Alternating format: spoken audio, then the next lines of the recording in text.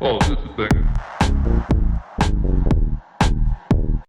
Hello, everyone, and welcome back to the FPL Banger Show. My name is Siva. I'm joined by Sam. Sam, people have been asking me, like, do we still do this podcast? Have we just given up? In the same way that this season has basically given up on me, or KDB's hamstrings gave up on me until it's a meaningless cup match, and then he decides, okay, yeah, sure. Here's 5 assists. Haaland scores 5 goals a week after wasting a triple captain on him. Yeah. Well, I did not use my triple captain, Siva. Instead, I made a maybe worse decision to bench Puss in that week. But time will tell whether it is the worst decision because I will use my triple captain in another week and maybe I'll get more points. Who knows? We won't know until the end of the season. But remember a few episodes back, we were saying how like every time we don't record a podcast this week, I tend to make a stupid decision. Like wildcarding or bench boosting when everyone is triple captaining. Yeah. I probably could have gotten away without using a chip at all last week.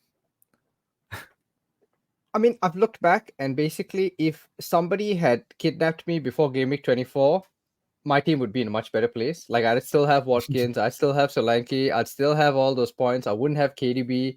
And yeah, so... Well, Siva, in the week I wildcard, I took out Saka and Watkins, who both have scored like a combined like 80 points since that 4 or 5 weeks ago. So, yeah. Okay. I think if I had like stopped playing a few weeks back, I would be like 1 mil rank higher or something like that. Yeah, so now the only thing to fix the damage that we've done to our teams is to, more intervention on our part and more insight that we're gonna More hits. more hits. Yeah, more hits. Sometimes you have damage it more to there's fix it, yeah? No, there's an old Buddhist saying sometimes you have to go down to go up. So I'm just really going down so that eventually there's more room to go up. So this week we finally confirmed Game Week 29, and it kind of played out the way we expected. In fact, all the favorites won. So therefore, the 4 fixtures in Game Week 29, and perhaps I'll just bring this up to the screen now.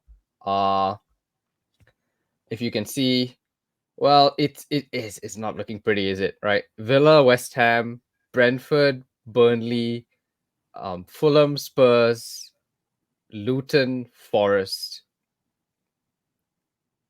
Yeah, West Ham, Villa. Yeah, that's it. So 4 fixtures. A lot of debate this week about whether you should use a chip, whether it's a waste of the complete free hit chip because it's only 4 fixtures. Half of these teams you don't want to ever see again. How do you feel? Oh, okay. There's a lot of talk on both sides, right? There are a lot of people saying you should free hit. There are a lot of people saying you shouldn't free hit.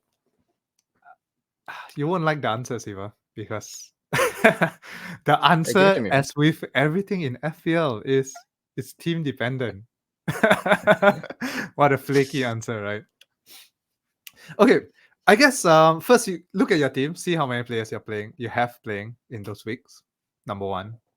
Number 2, think about the players who will be playing and whether you will want them long term. That's how I'm looking at it, at least. Like, for example, Bowen, probably want to bring him in. Will I keep him after the double? Yeah. I mean, after the blank, sorry. Will I keep him? Yeah, I think I would. People may say that it's knee-jerky. What you need to realize is that West Ham, with and without Paqueta, are like 2 different teams. I saw this stat. I think they've played 7 games without Paqueta this season, and they lost all 7. And the whole West Ham, their whole form, Bowen's form, Kudu's form, everything is linked to whether Paqueta is playing or not. Now that Paqueta is back, you can expect Bowen to get back to his scoring ways. So I'm happy holding Bowen. Then you got the Spurs players. Will you be happy moving with them forward? Yeah, Son, Richarlison, why not? So I think there is enough players there that you can hold. And even the cheaper ones, right? For example, if you're bringing in Carlton Morris, for example, Luton, he gets the double, he plays 29. And then beyond that, you could bench him. He doesn't have to stay in your team, like in the first squad, right? You can bench him moving forward. So if you're okay with them staying in your 15-player squad moving forward, then I would say don't free hit, if you can make it to a respectable number, I don't know, 9 players maybe. I would say like minimum nine I think playing players. Yeah. I think less about quantity, more about who you have, the quality of it, right? So if we take fixture by fixture, Villa, West Ham, who do you want? You probably need to have Watkins. Mhm. Bowen would be nice, but I wouldn't. I mean, West Ham away at Villa Park, I think I will not lose sleep over not having Jared Bowen. I think I'll be okay. Hat trick, that hat trick is great, but it's coming after a fairly poor run of form. And sure, Paqueta's back, but Villa's not an easy fixture. So No, but I have to Watkins is say the only though, one I Villa feel has not been keeping any clean sheets. So I could see goals both sides. most of the defense is injured, to be fair. And I guess 29's some way away, right? Konsa should be back by then. Pau Torres should be back. So hard to say. I guess Doug Luiz would be nice. He's on pens, Mhm. but still continues to defy his XG. 2 goals this week from 0.5 XG. But again, doesn't feel like you need to have these guys.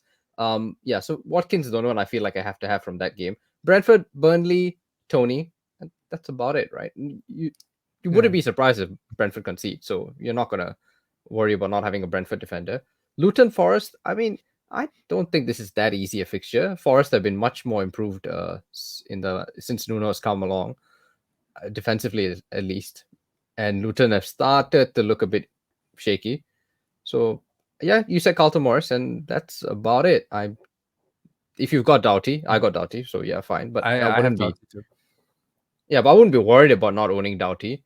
And then you come down to Spurs, Fulham, and you probably want Son, maybe Richarlison if he's fit. Spurs don't keep clean sheets, so I wouldn't be too concerned about not owning Porto or Udogi or Yeah. anybody. Yeah. That's true. Although they could be back, like the whole first choice defense could be back by then. We don't know for sure yet. I mean, they weren't Udogi keeping clean may sheets with the not first play. choice That's defense. true. That's true. That's true. And it's Yeah. away at Craven Cottage. Yeah. I guess my So, point I is mean, that do you want to keep them long term? If you really don't, like, you only want them for just this week, then free hit. And if you're okay with keeping them, like for me personally, I'm okay with having the Luton boys on the bench. I'm okay with moving forward. You have Watkins, Douglas Lewis, and players like that, right? Bowen. So team dependent, really. I have to say. independent. Yeah. If you've got 0 this week, like let's say right now your team has 29 players, then yeah, sure. I'd be more inclined to free hit. But if you've got like even 4, I think you can get to 7 or 8 with a hit and or hit or 2. I mean, And yeah. Planning from this week onwards, right? You can get there definitely. yeah. And as long as, like you say, you invest in guys who you're either comfortable to keep or comfortable to bench. A lot of people say, I want a free hit because these are such bad teams. I would never want to keep a Luton player. But like you said, you chuck them on the bench. You have your Doughty, Barkley, uh, if Adebayo is fit by then, those kind of guys. Yeah, Rodrigo Muniz, right? Fulham. He's the Yeah. new thing. Cheap. 4.5.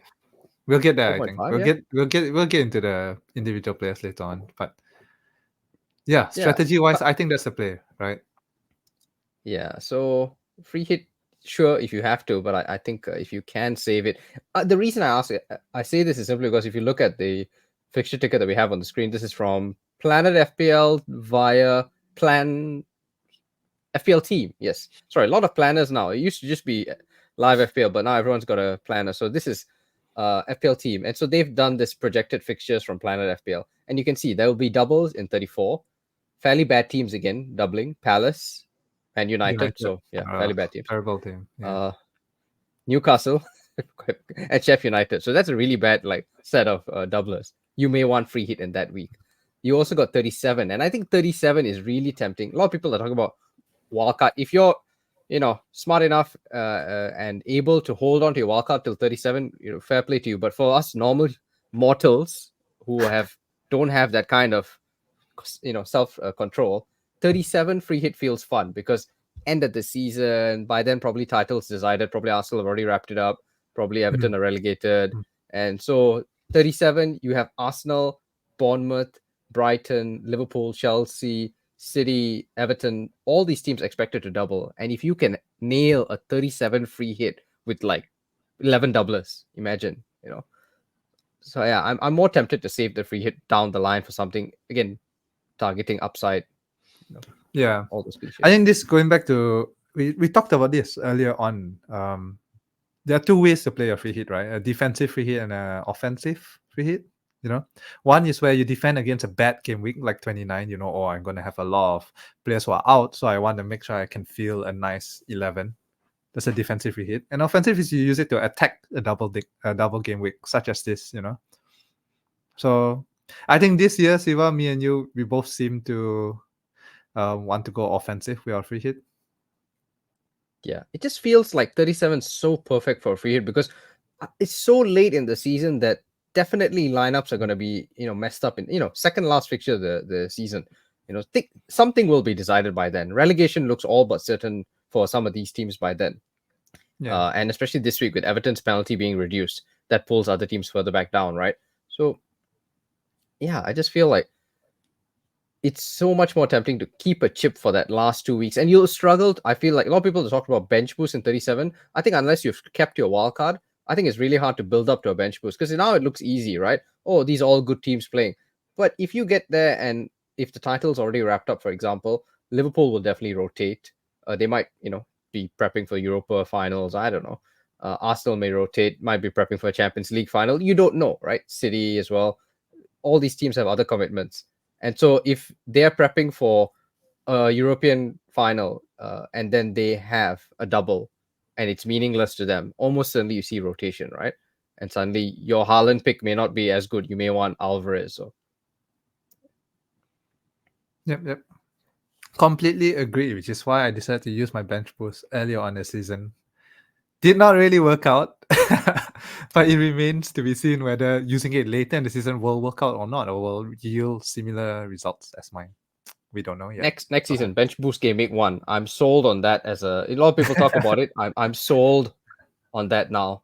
Just get rid of this nonsensical chip. But okay, enough about that. Let's sort of back off from the chip talk. Shall we talk well, I think a lot of people have sort of forgotten about captaincy this week. Is it even a discussion, or do we, because something happened in midweek and that all changed? Because I guarantee you at the start of the week, nobody was thinking about captaining Haaland. But halfway through, middle of the week, something happened. I wouldn't say nobody. I wouldn't say nobody, Siva. Because I think even with a poor last game week, Haaland is still Haaland. And he'll always be in people's mind. You know what I mean? If you have Haaland, the temptation to captain him will always be there. Anyway, why are we jumping to captaincy? I thought that's supposed to be our last section in the pod, Siva. I like to sort of lead with the big stuff because I mean the rest of the stuff is fairly minute transfer and it's very team dependent, right? Like if you have Hwang, this is what you do. If you have Darwin, this is what you do. If you're sick of Hwang, KDB, Siva?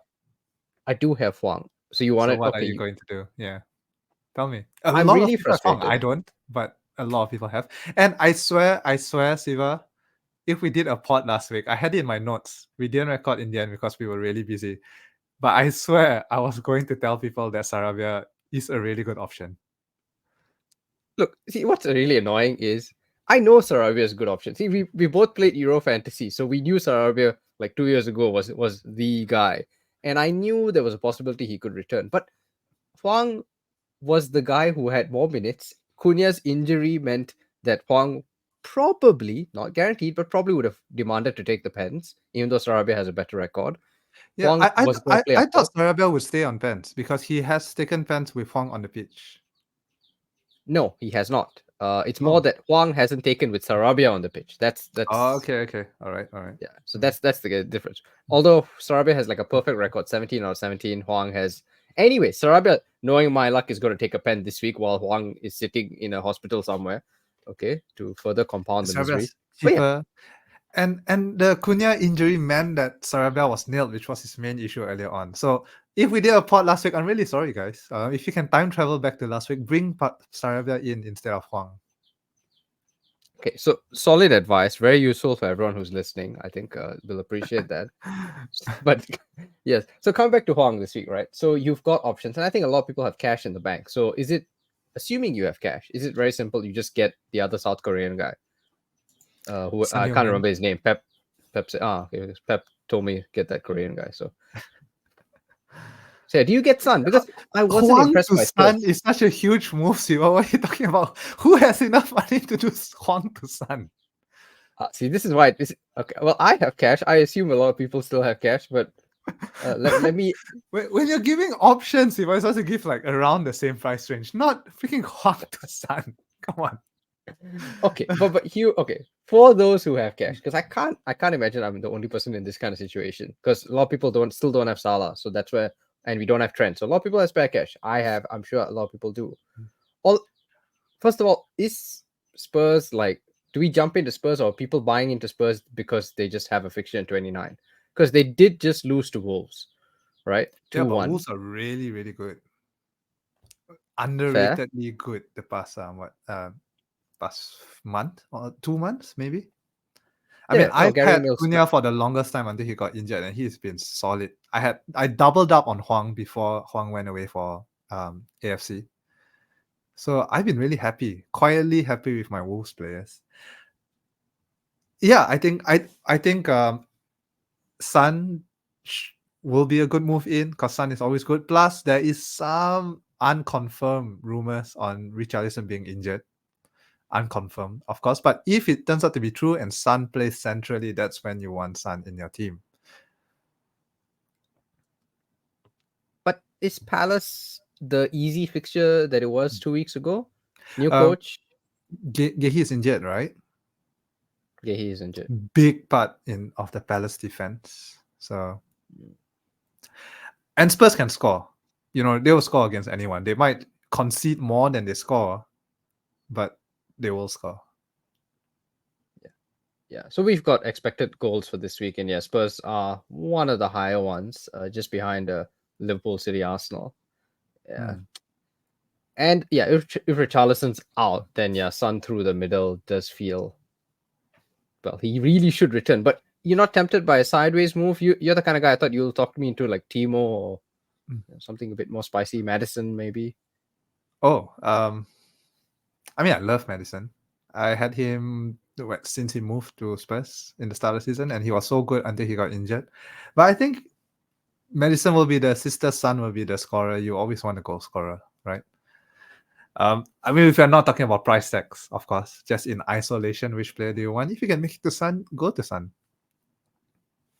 Okay. If you can't Let's make talk it to about. Son, then say, well, what do you do?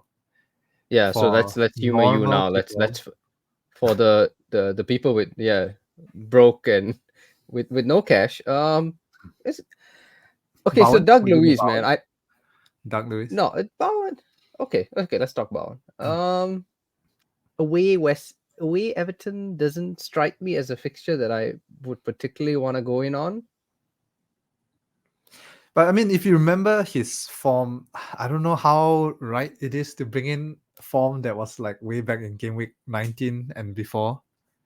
It's like Yeah, almost 10 game weeks ago. But at that point, you would play him against anyone, right? When he was on form. Whereas he was scoring against anyone, any team, even hard fixture, home, away, you know, it was kind of unpredictable, I guess. So you just played him every week. yeah, but Someone it's like not the Douglas Lewis, easiest. however, is more predictable because almost all his hauls have come playing at home. I don't get Doug Luiz. I mean, there are weeks I see him and he does absolutely nothing. He's proper DM, and then somehow he just, like the haul this week. I really didn't see it coming, and I don't understand. What is Doug Luiz like? What am I not getting here? Is he for real? Is this like a Gundogan where we've just not bought into it, and by the time we get into it, he'll probably have left for a better team. Maybe. I'm not really sure myself. I think the main thing is that he takes pens, right? Which has contributed for maybe half his goals. And Yeah, but then he's scoring from he open play too, pops man. up. Yeah, he pops up with like open play goals and assists here and there, but mostly at home. But I don't think this is a Douglas Lewis only performs at home. It's more Villa tends to perform better at home as a whole. Okay, fair. Yeah, I mean Villa Park. Yeah, but So Luton look really shaky, right? They just conceded 6 goals to City. Would you not be? alright. And that's basically their first team that played. Yeah, Not but tempted? not tempted to go Douglas Lewis. I mean, if I had Hwang, which I don't, and I was looking for a replacement, I think my first choice around that price range would be Bowen. simply because he's the main goal scorer. He plays in 29. I don't plan to free hit. So there are a lot of factors, right? Yeah, but Doug Luiz also is Yeah. playing So in 29. I think Doug Lewis would be my second pick. Okay. Oh, And actually, I think I may be tempted for Leon Bailey over Douglas Lewis, who is much more you see, involved, although minutes are a bit more of a risk. this is eye test Sam talking. This is where you've watched too many games, because see, somebody who's not watching the games has already bought Doug Luiz and got all their points. That's There are true. people like, Just stop watching yeah, games. yeah. My brother-in-law spends 5 minutes. He doesn't do anything with his team. Then just before he asked me, should I get this guy in? He doesn't listen to me. He gets Doug Luiz in. He doesn't watch a match, and he got some goals. 2 goals. Yeah. Yeah. Leon Bailey, very good, but I have I always get a bit worried with this kind of players where they are so kind of streaky. So yes, he is getting minutes now. He's playing really, really well now. But all it takes are like 2 bad games before he's benched again and starts getting 20-minute appearances and things like that. He's also made of cheese. So yeah. I mean, So I'm a bit I don't know. I feel like this kind of players are short-term punch. Like you just want to catch their wave, their form before it inevitably tapers off and he loses his place again and you got to transfer him out. it's this week strikes me as really tough because I look at these fixtures on the screen, right? There are a lot of potentials for big hauls, like Villa to go to Luton, Spurs host Palace, Bournemouth travel to Burnley, Arsenal travel to Sheffield United, and it feels really tricky to make. Like everybody says, okay, Son's the safe, easy pick, right? But if you don't have funds, like you say, and then you don't really want to go for Madison because you don't think he'd be the explosive pick, are we overlooking some obvious ones? Cole Palmer is still really good going to Brentford. A lot of people sold him a few weeks ago when he had the blank.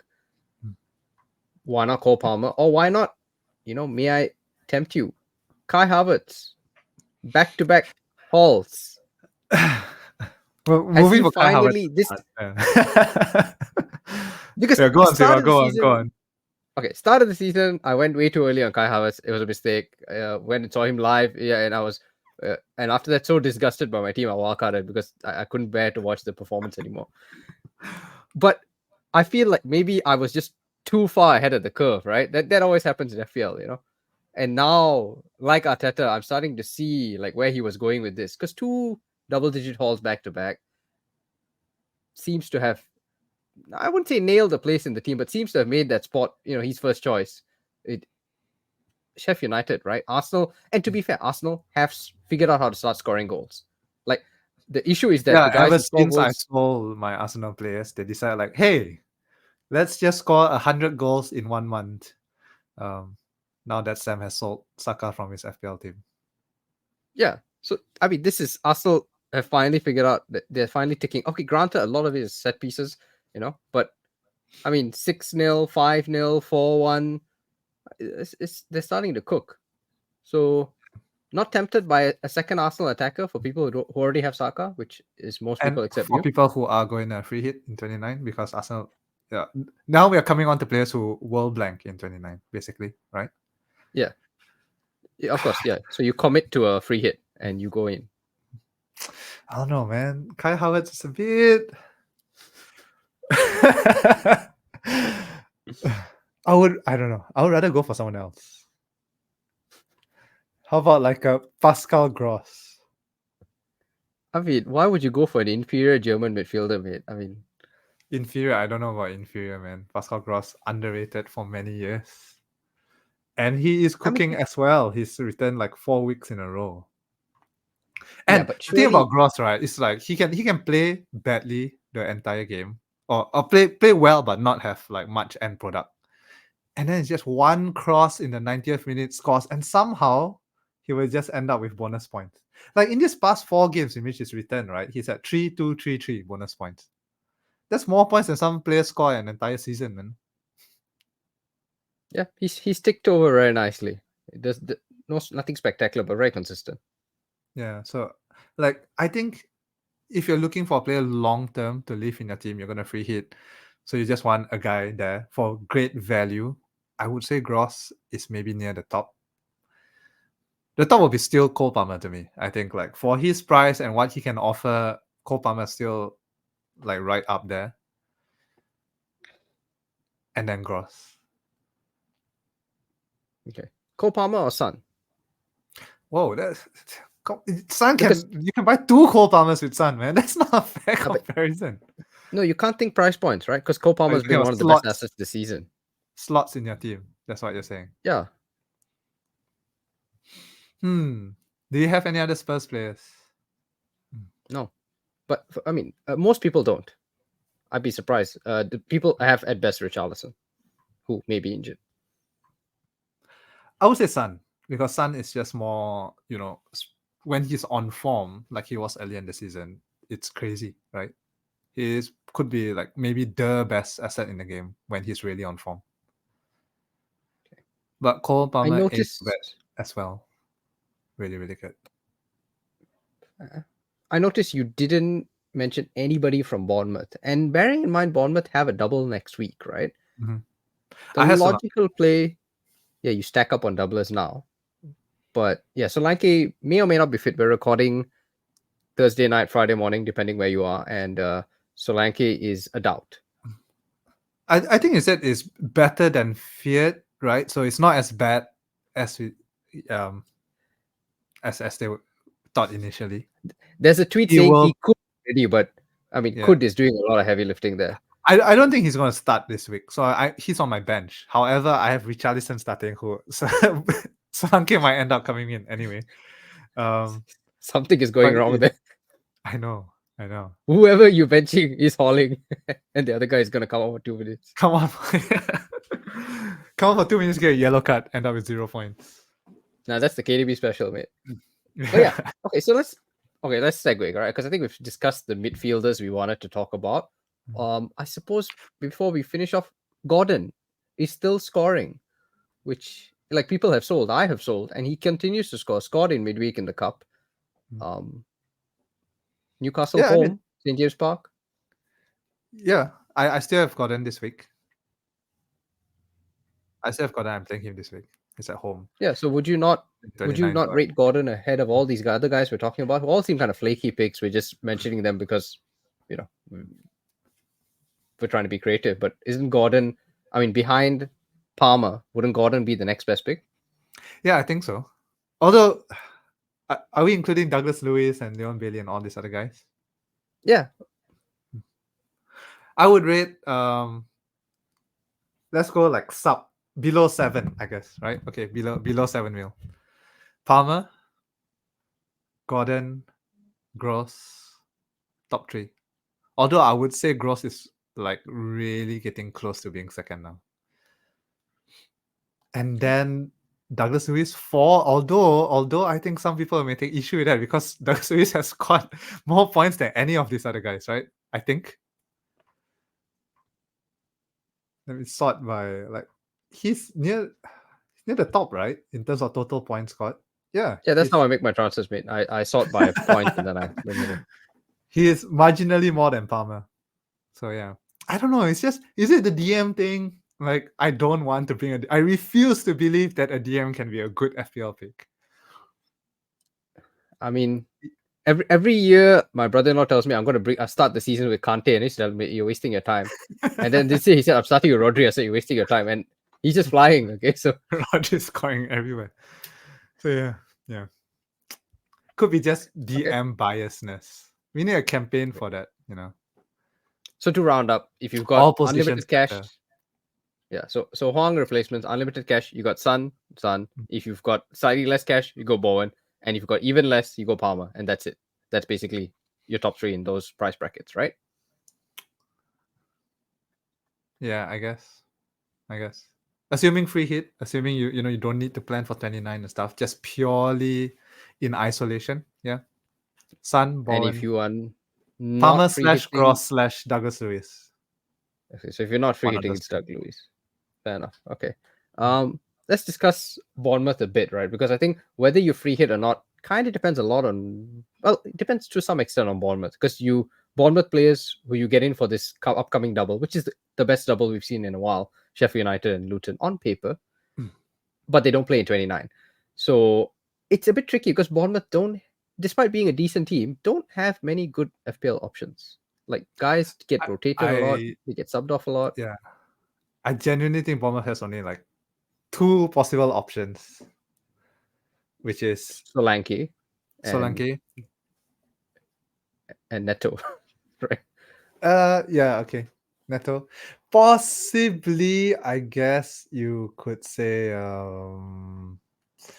Senesi. Yeah, that's it. That's the name I was looking for. He's 2 bookings away from a suspension, by the way. Yeah, but is he gonna get a cut he'll be suspended the game after, so that's after the double game week. You'll be fine. Assuming He's you transfer him blanking next week, anyway. yes. Yeah. Senesi, simply because he seems to get some attacking returns, even though he's a centre back. Is he a centre back? He's a centre back, right? He's a centre back. Yes, mate. Yeah. Yes, clearly. 3 goals to assist. Sorry, I don't watch Bournemouth games. Any non-Bournemouth fan watch Bournemouth games? Hey, I do from time to time. I did watch the Newcastle game, drew 2-2. Saw the City game, also very Was impressed. that more for Newcastle than it was for Of Bournemouth? course, I mean, Right? I That's mean, what I'm I'm not. saying. No offense Yeah, to Bournemouth I mean, fans out there. They have all 10 of them are upset. They have some, I don't know, the midfielders look like they may be explosive on their day. The thing is, you can't predict who is it we're going to start. And I've been through Bournemouth fan forums and on Reddit and posts and stuff, and they themselves don't know. Like at any point, they themselves are not really sure who will start. So it's just a minefield there. I wouldn't recommend going for Bournemouth mid right now. Yeah. Marcus Tavernier is the popular pick, but I think all those who keep hyping Marcus Tavernier don't watch Bournemouth because his minutes are very uncertain. Like he's been in and out, comes off early, not the sort of nail guy he was at the start of the season. They got way too many options. They got Sinistera, they've got Antoine Semenyo, who is a forward but plays a right wing. Yeah, it's Justin Cleaver. Feels, yeah. But okay, so you get news this week and you know that Solanke is out. Bearing in mind that Bournemouth play on Saturday, right? So if you get news and they play on Sunday. Okay, so if you get news from Iraola in the press conference that Solanke is not playing this week, are you not tempted by Antoine Semenyo? 4.5 million up top, maybe on pens, and he looks really good. Like he gave Nathan Ake a really bad game against City, scored against Newcastle. He's cheap. And if you're not wildcarding anytime soon, or if you've already burnt the wildcard, he is a way to get money out as you try and prepare to get Salah back in, for example. I mean, he's 4.5, right? Which is really, really cheap. I mean, it's as cheap as you can get as a forward. I would try to get another 0.6. I know 0.6 sounds a lot, but try to go Carlton Morris instead.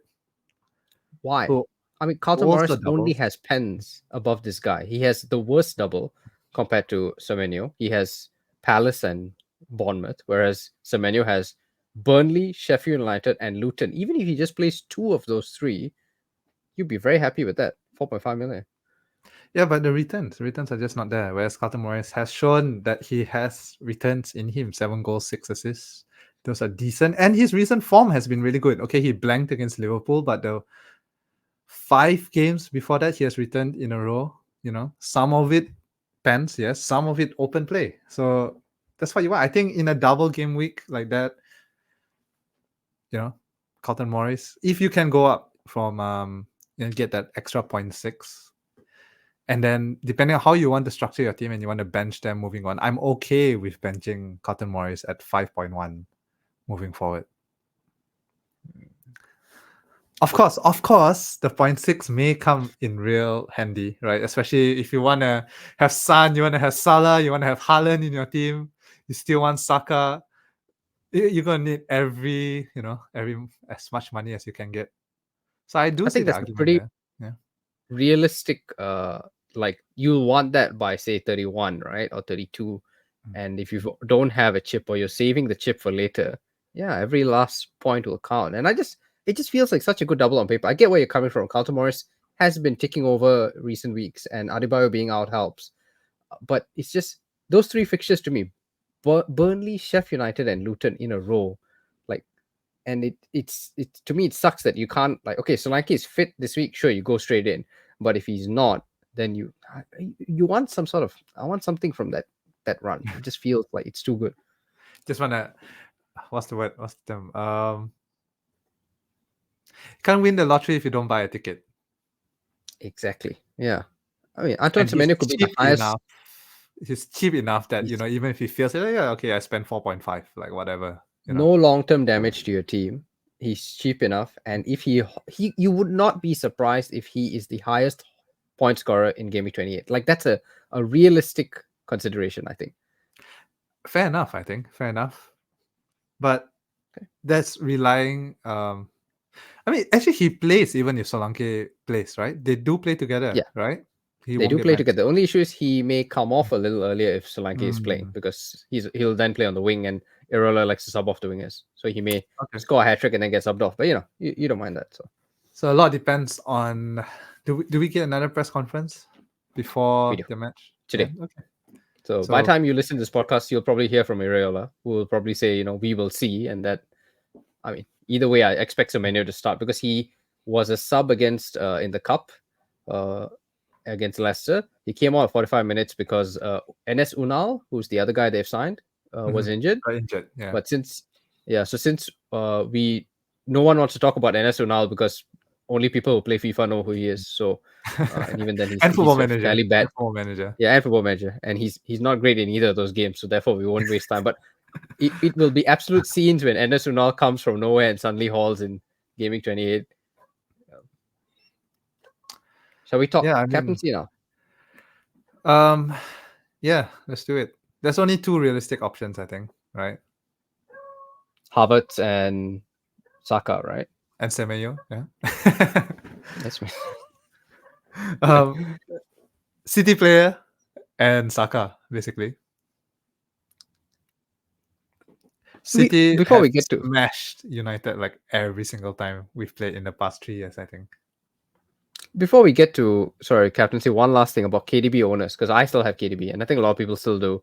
A lot of people probably rate sold at the start of the week, but surely if you still have KDB now, you hold him, right? Because you've just seen what he could do, 4 assists. That's why we bought in. Unlucky that it didn't happen, but just because you missed one haul doesn't mean you want to miss the next one, right? And United, I'm sure he starts. I'm sure he hauls. I'm very sure he will start against United. Like very, very sure. Especially now that City are chasing, right? If they were first and have a comfortable, what I could see, him being benched or maybe taken off early and things like that. But I think he'll definitely start. There is Champions League, right? Though next week. Yeah, but they won the first leg already, so I can't see 3-1, but still they're comfortable. Yeah. And they play Liverpool the following week, so you see, next week. So my guess is KDB plays this week, probably a better sub for Copenhagen, and then starts against Liverpool. I'm gonna bring out like what's the scores of the past few matches between City and United. I'm sure it'll read very well for United. As a United fan, I should not be googling this because it will not turn out well. I mean, but back when Ole was around, you used to have all these upsets against City, right? Oh yeah, because I think the way we set up at that time like suits us against City's style. But that's also pre-Haaland, right? That is also pre-Haaland. Because the famous one that we all remember is last year, Game Week 9, where Haaland was playing United at home and Salah was playing, I think, Brighton. And people kept saying we should cap Salah. And Salah got 5 points and Haaland got a hat-trick against United. Yeah, I remember not captaining Haaland and watching that match live, like with a few friends. It was not good. I think I left at halftime, I think, because me and my friends were all MU fans. Like we left the place at halftime and we were like, we can't continue. We can't do this anymore. I'm surprised. I can't find it. As a United fan, you get used to that. But yeah, so Haaland at home against United, or even KDB if he plays, even Foden, right? I think maybe viable if you don't have Haaland, right? Any City player at home against United, especially the way United is now, especially with the injuries. Maguire's injured again, Shaw's injured, Malaysia's injured. We don't have a left back I think Wan-Bissaka is still injured. Varane is back, so he'll probably partner Lindelof maybe. But we may need Lindelof at left back, so he may partner Johnny Evans. Or maybe Amrabat will play left back. I have no idea. Like basically United. Johnny Evans, mate. Oh, yeah. Oh, that's when I will. If Johnny Evans starts, I'm not going to captain a City player because he's going to lock Haaland down. That's for sure. Anyway, point is City tend to do well, especially at home against United. Definitely viable choice, but Saka against Sheffield, one of the worst teams in the league, and with the rate Arsenal is scoring right now, like every game 5, you could definitely see another 5-0 game here. But I mean, let's be real. Are you going to captain Salah? I mean, Saka over Haaland?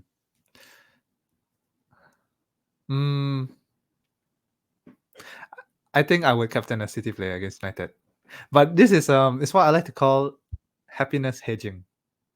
As a United fan, at least if we get smashed, I can be like, well, at least my fantasy team is doing well. And if Haaland blanks, at least I can be like, at least United, managed to lock down Haaland and played a good game. That's good. I mean, majority of people are United fans for reasons I don't understand. So yeah, that's a very useful advice. And I still think, ultimately, if the midweek game didn't happen, we'd all captain Saka. But since that happened, we're all humans. We're not infallible. So if he's going to score 5 goals against Luton, he could score 6 against United. I'm not going to mess with that. For sure. Although I have to say, if it was any other mid-table team, right? If City was playing any other mid-table team, I think we will all go for Saka, right?